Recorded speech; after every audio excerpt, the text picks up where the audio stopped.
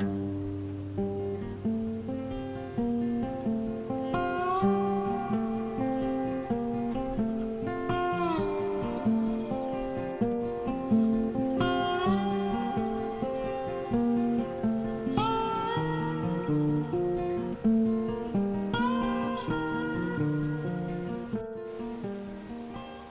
everyone, DrewBeesApiary here. Today is October the 22nd. We're out here at the big tree yard. I know it's been a long time since the last recording. It's probably been a couple months. I don't have a whole lot of big updates. We're out here primarily just getting these hives ready for winter. So, over the past few months, things have been pretty normal since my last update. Everything from harvesting back in May, really just pretty much normal checks. Our dearth was our dearth started early because our honey flow ended early. And really this whole summer has just been, pretty normal maintenance, not a whole lot going on. Didn't really see much of a fall flow since here we are in late October. These hives have been looking pretty good for the most part. As you can see, most of them are already at the size I feel comfortable with them going into winter as. And so, what I'd always preferred was for every hive to go in a winter as either a deep and a medium or a double deep. Out here, that has definitely been met. There are some yards where maybe that's not the case, but for the most part, this is pretty much how most of my hives are going to go into winter. And really, all we're doing today is giving some, I wouldn't call it fondant. If you've watched my old videos, you know that I primarily feed dry sugar going into winter. Temp right now is in the mid 60s. It's very windy. And I can tell you that probably in the past week or two, bees stopped taking syrup here in this part of Georgia. The nights are starting to get into the 40s. So any liquid feed that I put into these feeders, if there are feeders in here, if they don't take it during the daytime, if they don't chug it down in that time frame, it'll go to waste. Because if you know anything about liquid feeding, once the temperatures of the actual liquid water start getting kind of into the 50s, the bees will stop taking it down. If the water itself or the syrup is too cold, their bodies just aren't able to go after it, and they'll just stop taking the liquid feed altogether. So I stopped doing liquid feed about 2 weeks ago. At this point, I have started switching over to dry sugar. But again, my dry sugar is more of like a wet, basically just dry sugar. And in this case, I poured it into a pan. And I'll explain why I did that here in a second. But I just kind of put that on top of some newspaper underneath the inner covers.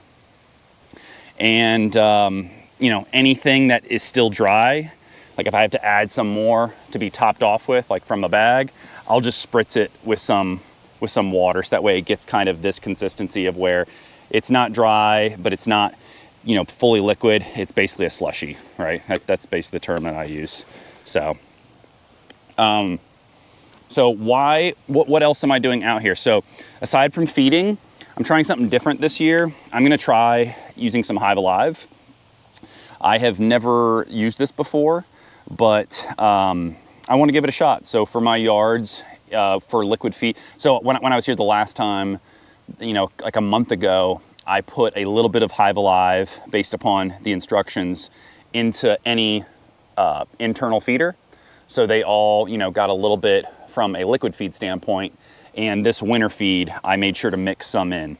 So I'm giving them HiveAlive. Additionally, both the last visit and this visit, I'm trying this Super DFM Strong Microbials.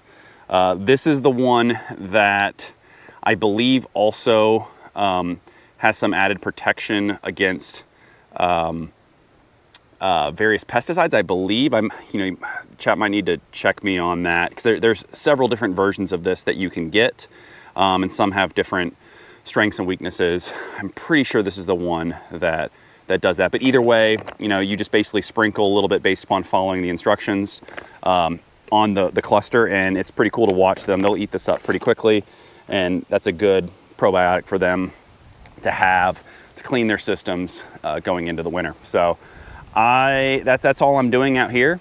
I will do my best to kind of try to show you some of what I am doing with that through the camera. but the inspections will be rather quick because it is windy. I don't want to chill the cluster too much, and hopefully we can get out of here pretty quickly. All right, we'll just start with the first one. Just cracked it open. Top box, or I should say the top super, very full. You still got the feeder. I will be leaving the feeder in there over winter. There's no real problem with doing that. It's never going to be as great or as insulating as a frame full of resources for obvious reasons, but I would only swap it out if I had a frame to give it. So in this case, I do not. But as you can see, hive's looking pretty good. Weight pretty good on this hive as well, so that's great to see. Cluster is kind of why I want to see it. You know, sometimes I'll tell people I'm looking for the amount of seams of bees inside of the hive. So, you know, going into winter, you don't actually really want a completely full hive, but, you know, kind of seeing, you know, these lines in between frames, if it's halfway covered or, you know, somewhere between 50 and 75%, I think that's pretty good, honestly, because you do want there to be less mouths to feed, really just them focusing on staying warm in the middle. And so I'm just going to be coming over here, taking those microbials that we were just talking about, probiotics, I should say. In this case, I'm just going to take a tablespoon scoop. Let's see if I can open it with my gloved hands.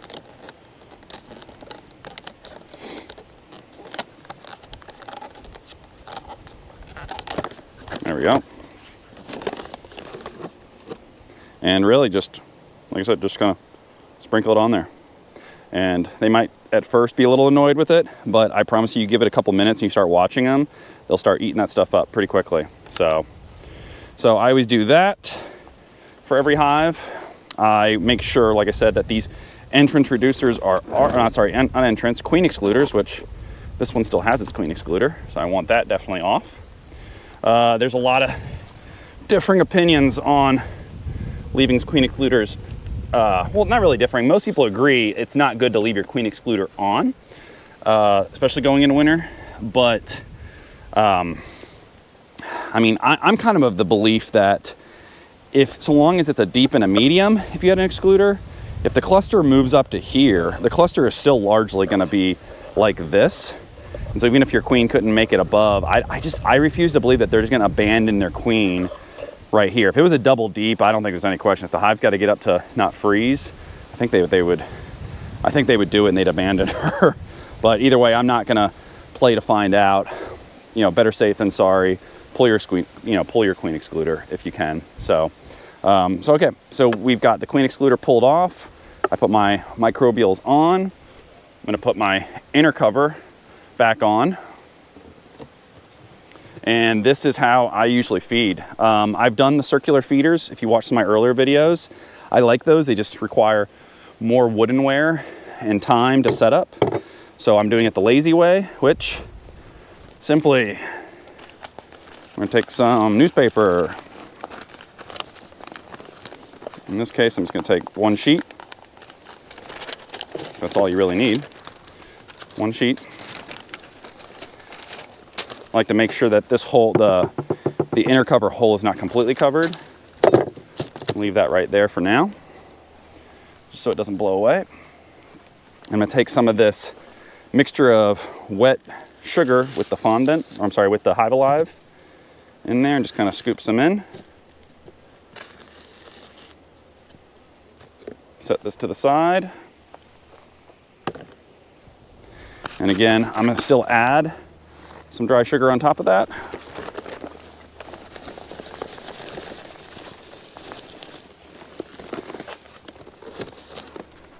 Okay. And then the last step, want to wet all this dry sugar that I just put on top. If you don't wet it and the bees are up here while it's in its dry form, they will carry it out and get rid of it. So I highly advise always wet the sugar if you can. And that's it. So again, bees can crawl right through there. You know, like I said, try to make sure it's not completely covered. Let's actually get up in there. And that's it. Too easy, right? I'm gonna do that for all these hives. I will probably only visit all of these yards once more this year. So these hives got their formic treatment in early September. It was very successful. A lot of these hives had a pretty high mite load from what I could tell, just checking the bottom board. And I'm glad I treated them with formic when I did, but I will be treating them with OA here right around Thanksgiving or just shortly, before or after, depending on how my schedule looks. And then really, I mean, once I've given them that round of OA, I'm gonna basically leave them alone. I'll probably come back once more in January just to do one more round of OA. And then really leave them alone until February, depending on if we have a cold or warm winter or not. Last year, we had a very cold winter. And, our year still started earlier, but it was a true winter. So I don't really know what the upcoming year holds for us, but I feel good with the stores that most of these hives have, and even with me feeding them on top of it, that I feel like they're going to be in a pretty good spot going into winter, and doing the rounds of OA is only going to do wonders for them. So yeah, other than that, I will share some final thoughts. All right, that's it for me today. Don't really have a whole lot to wrap up with, other than hoping that the 2 new changes that I am going to do this year, which I guess mentioned is this strong microbials probiotics as well as the HiveAlive. Hopefully that does some success for overwintering this year. Last year I lost maybe 25%, I think was my right. So 75% successfully overwintered across the board. So I was happy with that number, but we're always trying to find ways for it to be a lot more. I think what was weirder was the hives that I lost last year were seemingly some of my better ones too, or at least at the time. A lot of them I thought were going to make it. So this year I actually cleaned up one dead out that's way over there. Just as I got here, it was a total abscond, not a dead bee on the bottom. I mean, I saw a few dead mites on the bottom board. I mentioned all these hives got formic here in early September. And they were fine post-treatment, so I don't know why they would have absconded, other than the fact that there wasn't a whole lot of resources. There was pollen in there, but it's very possible they also just got, robbed out after the fact, depending on when they absconded. But I just say that because so far this fall I've got one loss so far, and I don't have an explanation for why they suddenly absconded. But otherwise, these other hives are looking good, hoping that these other 2 products will pay some dividends. Try to come out here in a month, do some OA. But yeah, we'll just have to see. I hope y'all's bees are looking good. I guess only other updates is I think on a previous video I'd mentioned the Apis mellifera board game that me and a business partner are working on. I think in the last video I mentioned that we were going to be launching the Kickstarter for that this fall. We're actually pushing that to early 2026, so first quarter there. So just to give updates for those that are interested, I'll put the link below in the description for those of you that are following that. Greatly appreciate every follow, means a lot. If you have questions for that, shoot me on the side, shoot me a message. Be happy to answer any questions you have. But otherwise, I hope y'all's bees are looking good. Hope I can get another video in sometime this winter, but it probably will be another pretty uneventful one. But y'all stay safe, take care, catch y'all on the next one.